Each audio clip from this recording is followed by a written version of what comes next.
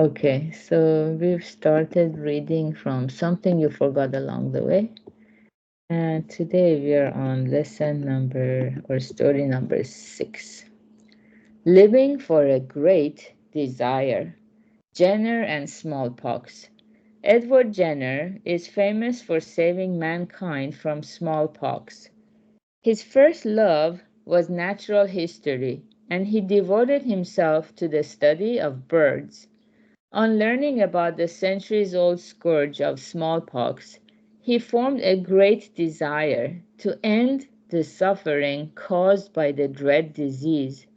Jenner became fascinated by anecdotal evidence that men and women who contracted cowpox from milking dairy cows never came down with smallpox.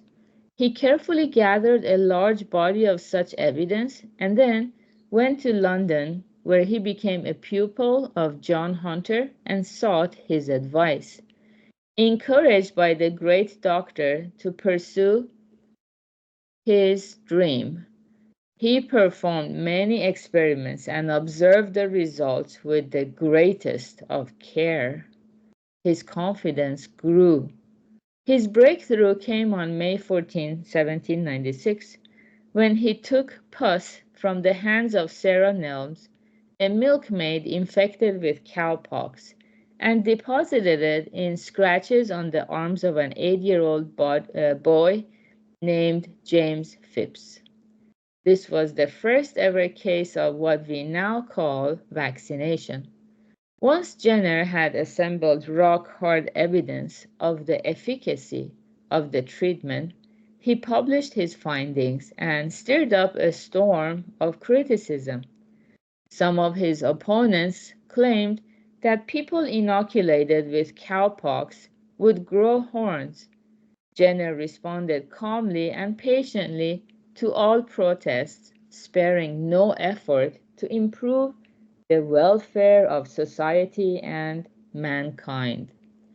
In the 19th century alone, tens of millions of lives were saved.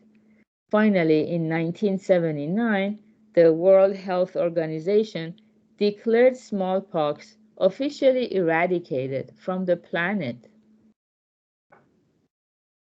Benefactors of mankind whose great deeds earned them a place in history are inevitably motivated by an intense desire to see their vision come true, and they make ceaseless efforts towards that end, come what may.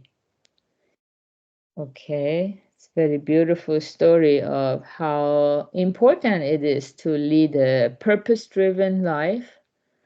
The title was to live for a great desire, because we all have desires just to take care of ourselves already. we get hungry in the morning, we eat breakfast. At nighttime, we get sleepy, we rest. In the meantime, we work to find means of living so we can pay our expenses, the bills. So we have those five, what Buddha calls them, 5 major desires. But those are all self-centered, basically to, take care of ourselves, which is important, because if we don't take care of ourselves, we don't have energy or compassion to take care of other people.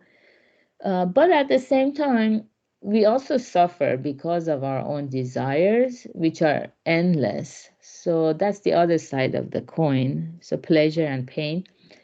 But if we try to live with a great desire, which means to become a benefactor of humanity, how much concern do we show for the hardships, the sufferings that other people go through, not just our own hardships and sufferings? So the more we struggle with that, the more thirsty we become to seek wisdom to heal all these hardships and sufferings in the world. Obviously, we need wisdom, a plan, or some kind of knowledge, action plan. So to obtain that, we seek harder.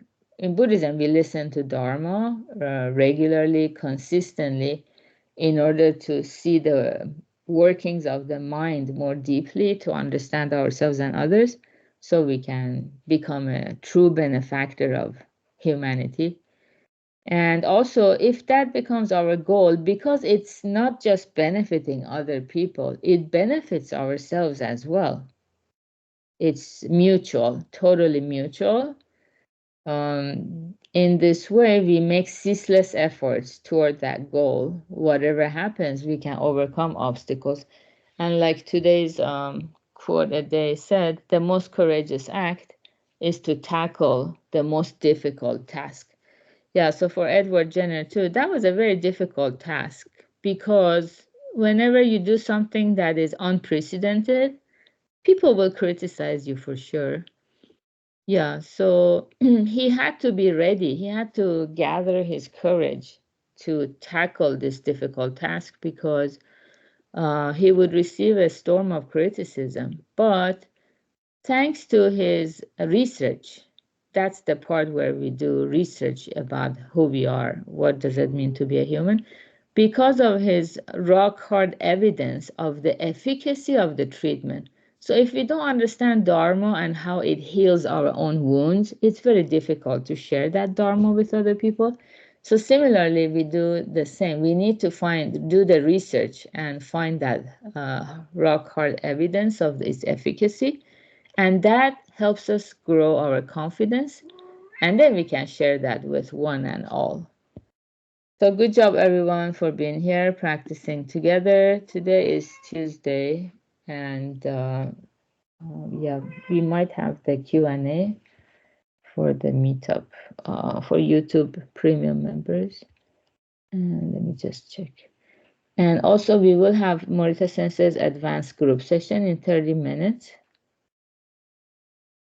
Oh yeah, sorry. Yeah, today we have our Ikigai meeting at 6 p.m. Pacific time, the book club. So have a wonderful Tuesday. Bye. Thank you. Thank you. Bye. Thank you. Thank you, Kay. Bye, everyone.